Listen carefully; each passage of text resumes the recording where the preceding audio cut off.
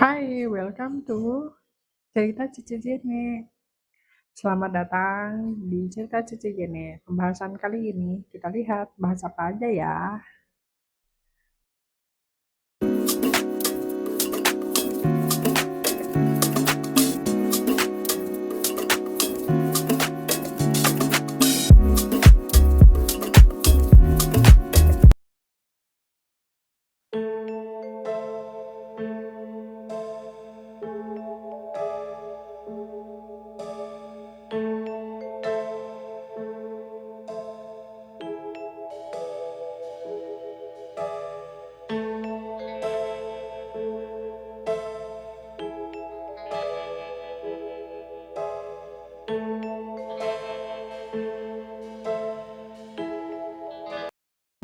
Terima kasih sudah mengikuti vlog Cerita Cici Jene.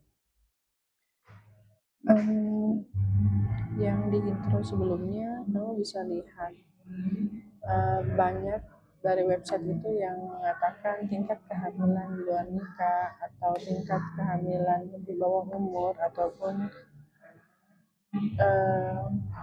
anak-anak di bawah umur yang aktif hubungan seksual.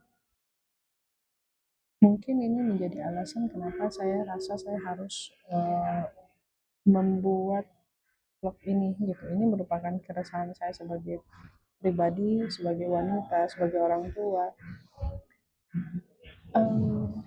Merasa bahwa anak-anak kita itu perlu dilindungi, perlu dijaga. Wanita-wanita muda kita, generasi-generasi penerus itu harus dijaga. Kita tidak bisa lagi bersikap tabu terhadap hal ini. Kita tidak bisa menganggap bahwa hal ini tidak penting, bahwa kita tidak bisa menganggap bahwa mereka itu tidak tahu apa-apa gitu. Thank you. Karena pada dasarnya mereka tahu dan mereka akan mencari informasi itu sendiri, dan percaya tidak percaya di luar adalah internet itu sangat berkembang dengan sangat cepat dan sangat pesat gitu. Ketika kita tidak menyiapkan bekal buat anak-anak kita tidak memberikan penjelasan yang cukup buat mereka tidak mengerti bahwa ketika mereka sudah mulai dewasa, mereka akan mengalami perubahan hormon, badannya akan berubah, dan mereka juga akan seperti ingin mencari tahu, ingin tahu seperti apa sih itu, apa yang dirasakan badannya mereka ketika mereka bertemu dengan lawan jenis, dan ketika mereka mulai menyukai lawan jenis, dan mereka harus seperti apa gitu. Dan kita harus membekali mereka gitu. Anyway, lagi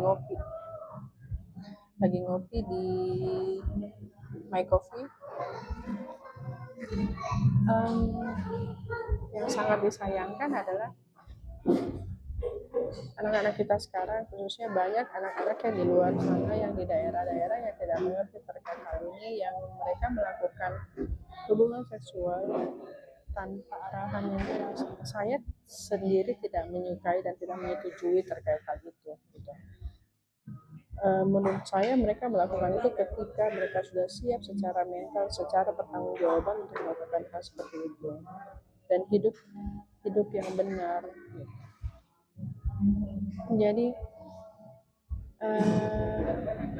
kayaknya harus ada dari orang-orang yang sekeliling mereka atau pemerhati yang mungkin perlu mendiskusikan hal ini, seperti mengajarkan mereka tentang kontrasepsi, cara penggunaannya, dan ajar mereka untuk berpikir resiko-resiko apa sih yang bisa terjadi ketika mereka melakukan hubungan seksual atau aktif hubungan seksual di usia muda, dan resiko-resiko yang mungkin terjadi seperti pernikahan dini, melahirkan di usia dini, dan penyakit seksual lainnya yang mereka tidak mengerti, baik buat anak wanita atau anak pria gitu.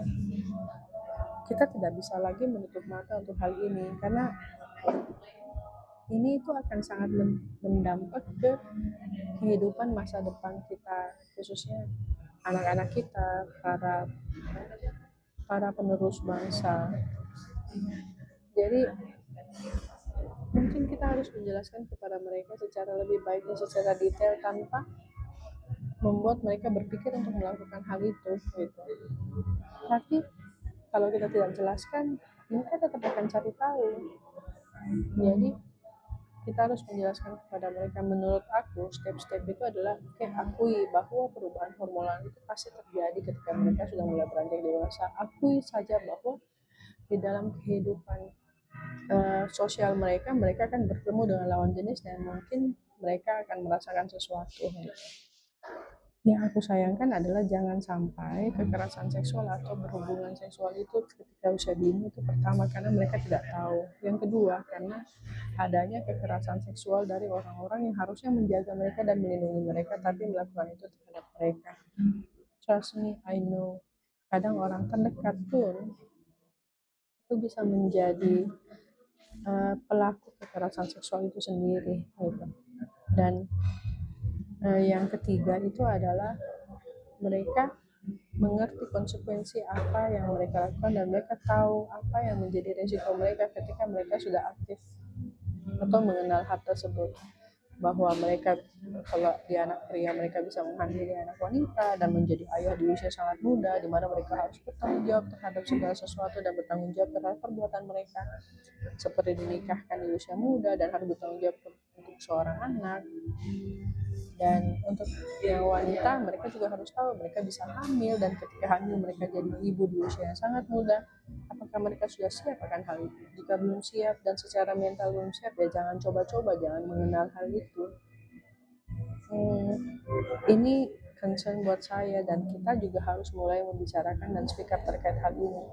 Ajar mereka untuk mengenal, mengetahui, menghindari, dan memahami setiap tindakan yang mereka lakukan ada konsekuensinya. Gimana komentarnya? Gimana ya? Kaget, tidak percaya, kayak suatu hal yang apa ya, jarang terjadi begitu. Tapi ada kejadian. Menurut kamu harusnya gimana? Ada edukasi sih lebih banyak tentang hal ini. Okay, thank you. Melihat berita ini, komentar saya itu rasanya miris ya. Sangat disayangkan itu terjadi pada anak-anak di bawah umur yang harusnya belum merasakan kasus hamil. Jadi yang seharusnya di sini berperan adalah orang tua. Jadi parenting itu harus lebih diketatkan lagi, benar-benar harus melindungi anaknya apalagi yang masih balita supaya tidak terjadi hal-hal seperti ini. Thank you. Jadi hal seperti itu. Kalau kita tidak lakukan sekarang, para pemuda-pemuda penerus bangsa kita akan hilang, akan kalah dengan penyakit-penyakit seperti itu. Please do take care of yourself. Please do take care of your family. Talk to them. Bicara sama mereka. Ubahlah pola pikir. Jangan menganggap pembicaraan itu adalah tabu. Sekian dari cerita Jenny. Mungkin saya tidak akan panjang dan saya minta maaf kalau seandainya saya terkesan agak keras. Tapi ini penting untuk disuarakan. Harus ada seseorang yang membuat impact ataupun menyuarakan hal ini. Karena kita semua terlalu malu untuk mengatakan hal ini. It's better now than never. It's better now than sorry later. Thank you.